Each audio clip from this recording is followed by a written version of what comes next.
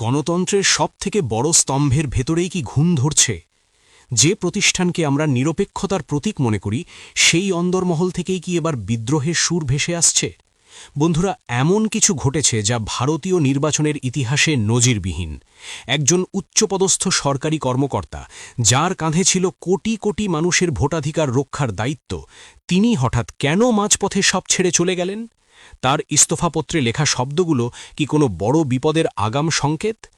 তিনি শুধু ইস্তফা দেননি, বরং যাবার আগে এমন কিছু নথি এবং তথ্য ফাঁস করে দিয়েছেন যা শুনলে আপনার পায়ের তলা থেকে মাটি সরে যাবে। কেন তিনি বললেন যে যা চলছে তার সহ্য করার মতো নয়? কি সেই গোপন সত্য যা গত কয়েক মাস ধরে সাধারণ মানুষের চোখের আড়ালে রাখার চেষ্টা হচ্ছিল? জানতে শেষ পর্যন্ত সঙ্গে থাকুন। নির্বাচন কমিশনের মতো একটি সাংবিধানিক প্রতিষ্ঠানের ভেতর থেকে যদি হঠাৎ করে একজন দায়িত্বশীল কর্মকর্তা বেরিয়ে এসে বলেন, আমি আর এই ব্যবস্থার অংশ থাকতে পারছি না, তাহলে সেটি নিছক একটি ইস্তফা থাকে না, সেটি হয়ে ওঠে একটি রাজনৈতিক সতর্কবার্তা। বন্ধুরা, আজ আমরা ঠিক সেই জায়গাতেই দাঁড়িয়ে আছি। প্রশ্নটা খুব সোজা। শেষ পর্যন্ত নির্বাচন কমিশনের এক কর্মকর্তা কেন নির্বাচন কমিশনের সঙ্গেই সম্পর্ক ছিন্ন করলেন? কেন নিজের পদ ছেড়ে দিয়ে তিনি প্রকাশ্যে লিখলেন যে কমিশনের ভেতরে যেভাবে কাজ চলছে তার সহ্য করার মতো নয়? এই প্রশ্ন আজ আর শুধু বিরোধী রাজনৈতিক দলের নয়, এই প্রশ্ন তুলছেন শাসক দলের অন্দরমহলের লোকেরাও। কারণ সারা দেশ জুড়ে 12টি রাজ্যে একযোগে যে স্পেশাল ইন্টেন্সিভ রিভিশন বা এসআইআর চালানো হলো, তা নিয়ে শুরু থেকেই অসংখ্য প্রশ্ন উঠে আসছিল। কিন্তু সেই সব প্রশ্নকে এতদিন বলা হচ্ছিল রাজনৈতিক অভিযোগ, অপপ্রচার, বিরোধীদের ভয় দেখানোর কৌশল। আর ঠিক সেই জায়গাতেই দৃশ্যপট পাল্টে গেল যখন নির্বাচন কমিশনের অধীনে কাজ করা জ্ঞানেশ কুমারের তত্ত্বাবধানে থাকা এক ARO, assistant electoral registration officer, নিজের পদ থেকে ইস্তফা দিয়ে প্রকাশ্যে নিজের রেজিগনেশন লেটার তুলে ধরলেন। বন্ধুরা, এখানে একটা বিষয় খুব পরিষ্কার করে বোঝা দরকার। এআরও কোনো সামান্য পদ নয়। এই পদে থাকা মানে সরাসরি ভোটার তালিকা, ডেটা, সংশোধন, সংযোজন, বিয়োজনের মতো স্পর্শকাতর কাজের সঙ্গে যুক্ত থাকা। সেই পদে বসে থাকা একজন কর্মকর্তা যদি বলেন যে তিনি নিজের চোখের সামনে একের পর এক ত্রুটি, অসঙ্গতি, ভুল দেখতে পাচ্ছেন এবং সেগুলো ঠিক না করেই এসআইআর এগিয়ে যাচ্ছে, তাহলে সেটি আর রাজনৈতিক বক্তব্য থাকে না, সেটি হয়ে ওঠে প্রশাসনিক ভিতরের সাক্ষ্য। এই কর্মকর্তা শুধু ইস্তফা দিয়েই থেমে যাননি, তিনি নিজের নাম, স্বাক্ষর সহ 4টি নির্দিষ্ট পয়েন্টে ব্যাখ্যা করেছেন কেন তিনি এই সিদ্ধান্ত নিতে বাধ্য হয়েছেন। প্রথম যে বিষয়টি তিনি তুলে ধরেছেন সেটি আপাতদৃষ্টিতে টেকনিক্যাল মনে হলেও এর অভিঘাত ভয়ঙ্কর। তিনি বলেছেন 2002 সালের ইলেকটোরাল রোল পিডিএফ ফাইল থেকে সিএসভিতে কনভার্ট করার সময় সফটওয়্যারের গুরুতর এরার হয়েছে। এই এরারের কারণে এআরও লগইনে লজিক্যাল ডিসপ্যারিটি তৈরি হয়েছে। সহজ করে বললে, ভোটার তালিকার পুরনো পিডিএফ ডেটা কম্পিউটার সিস্টেমে ঢোকানোর সময় সফটওয়্যার ভুল করেছে, সেই ভুল ধরা পড়লেও সংশোধন করা হয়নি, আর সেই ভুল নিয়েই পুরো প্রক্রিয়া চালানো হয়েছে। দ্বিতীয় পয়েন্টে তিনি যে বিষয়টি তুলেছেন সেটি আরও গভীর।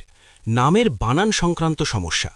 বহু ভোটারের নাম আইন মেনে ফর্ম 8-এর মাধ্যমে সংশোধন করা হয়েছিল, কিন্তু সফটওয়্যার সেই সংশোধনকে গ্রহণ করেনি, বরং 2002 সালের পুরনো বানানকেই ফাইনাল ধরে নেওয়া হয়েছে। এর ফলে বাবা মায়ের নামের সঙ্গে মিল না থাকার মতো সমস্যা তৈরি হয়েছে। অর্থাৎ যেসব ভুল বহু বছর আগে সংশোধন করা হয়েছিল সেগুলোকে আবার ভুল হিসাবে দেখানো হচ্ছে। তৃতীয়ত, তিনি বয়স ও জেন্ডার সংক্রান্ত তথ্যের কথা বলেছেন। নির্বাচন কমিশনের নিয়ম অনুযায়ী বছরের পর বছর ধরে যেসব আপডেট হয়েছে, বয়স সংশোধন, পুরুষ থেকে মহিলা বা অন্যান্য ক্যাটেগরিতে জেন্ডার সংশোধন, সেগুলো সিস্টেমে প্রতিফলিত হয়নি, বরং 2002 সালের ভুল ডেটাই আমার সামনে এসেছে। ফলে এসআইআর যে উদ্দেশ্যে করা হচ্ছিল, অর্থাৎ সঠিক ও আপডেটেড ভোটার তালিকা তৈরি করা, সেই উদ্দেশ্যই ব্যর্থ হয়ে যাচ্ছে। আর চতুর্থ পয়েন্টে এসে পরিস্থিতি সবচেয়ে ভয়ঙ্কর রূপ নেয়।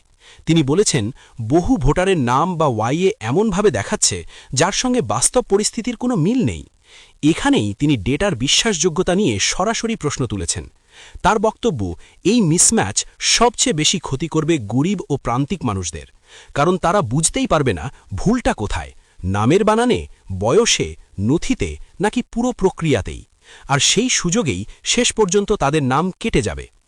এই কর্মকর্তা আরও লিখেছেন, নির্বাচন কমিশন ইতিমধ্যেই ড্রাফট প্রকাশ করেছে এবং 1 মাস সময় দিয়েছে সংশোধনের জন্য, কিন্তু সেই সঙ্গে যে 12টি বাধ্যতামূলক নথির তালিকা দেওয়া হয়েছে সেগুলো গরিব মানুষের পক্ষে জোগাড় করা কার্যত অসম্ভব। ফলে এই প্রক্রিয়া শেষ পর্যন্ত ভোটার বাদ দেওয়ার দিকেই যাবে, এটাই তার আশঙ্কা। বন্ধুরা, এই কথাগুলো নতুন নয়। এসআইআর শুরু হওয়ার পর থেকেই বহু বিএলও নাম গোপন রেখে বলছিলেন ওয়েবসাইট হ্যাং করছে, সার্ভারে অতিরিক্ত লোড, কাজের চাপ অসহনীয়, সফটওয়্যার ঠিকমতো কাজ করছে না। কিন্তু এবার একজন বিএলও নয়, বিএলওর ওপরের স্তরের একজন কর্মকর্তা প্রকাশ্যে বলছেন এটা আর শুধুই টেকনিক্যাল সমস্যা নয়, এটা ভবিষ্যতে ভোটার বাদ দেওয়ার একটি শক্তিশালী অস্ত্র হয়ে উঠতে পারে। আর সেই কারণেই তিনি মনে করছেন এমন একটি ব্যবস্থার অংশ হয়ে থাকা মানেই নিজেও অন্যায়ের অংশ হয়ে যাওয়া। তাই তিনি সরে দাঁড়াচ্ছেন। এই প্রেক্ষাপটে পশ্চিমবঙ্গের সাম্প্রতিক ঘটনাগুলোকে আলাদা করে দেখা যায় না। নির্বাচন কমিশনের দফতর ঘেরাও, বিএলওদের বিক্ষোভ, পুলিশ দিয়ে পরিস্থিতি সামলানো, একের পর এক বিএলওর মৃত্যুর খবর, সব মিলিয়ে এটি দেশের ইতিহাসে নজিরবিহীন এক পরিস্থিতি। অনেকে সুইসাইড নোট রেখে গেছেন, কেউ ভিডিও করে নিজেদের অসহায়তার কথা বলেছেন। চরম মানসিক চাপ, অবাস্তব সময়সীমা, জটিল প্রক্রিয়া, সব মিলিয়ে বহু পরিবার আজও প্রশ্ন তুলছে এই প্রাণগুলো কি বাঁচানো যেত না। শেষ পর্যন্ত প্রবল চাপের মুখে নির্বাচন কমিশন সময়সীমা বাড়াতে বাধ্য হয়েছে।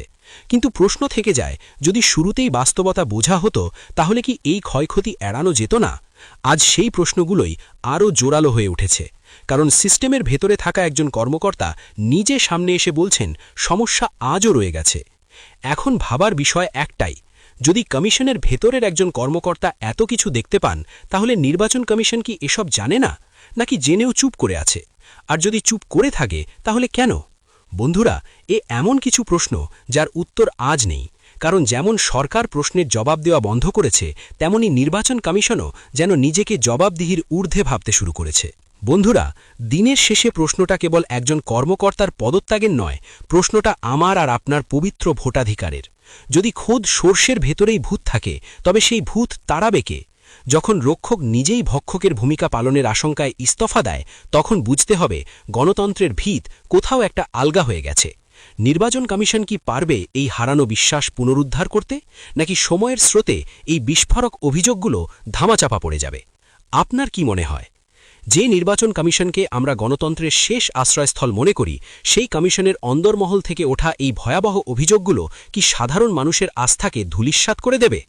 একজন পদত্যাগকারী অফিসারের দাবি অনুযায়ী এই সফটওয়্যারের টেকনিক্যাল এরর কি সত্যিই নিছক প্রযুক্তিগত ভুল, নাকি এটি নির্দিষ্ট একদল ভোটারকে তালিকা থেকে ছেঁটে ফেলার এক পরিকল্পিত মরণভাদ?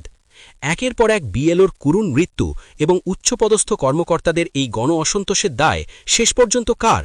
নির্বাচন কমিশনের স্বৈরাচারী মনোভাবের, নাকি আমাদের এই মুখ বুজে সব মেনে নেওয়া ব্যবস্থার? আপনার যুক্তিপূর্ণ মতামত কমেন্ট বক্সে অবশ্যই লিখুন।